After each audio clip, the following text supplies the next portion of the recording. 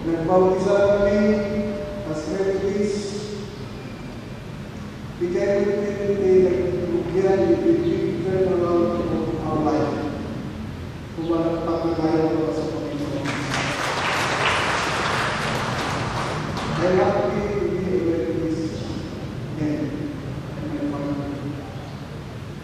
So I kailangan ni Brother Tom, Mr. President of the UFM. My wife and I was around the province, pinapakabati namin at dati mayroon pong gawa. We go as far as Santa Fe, Mariaco, Santa Clara, all the outskirts, even the top of the mountain, dyan sa Bamba. So this is an opportunity also to meet our fellow brothers and sisters of our Father Church.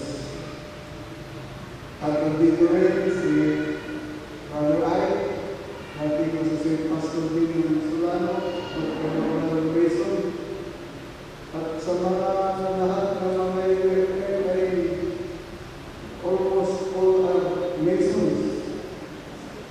Maski doon sa America, wala yung magagawa ng soul.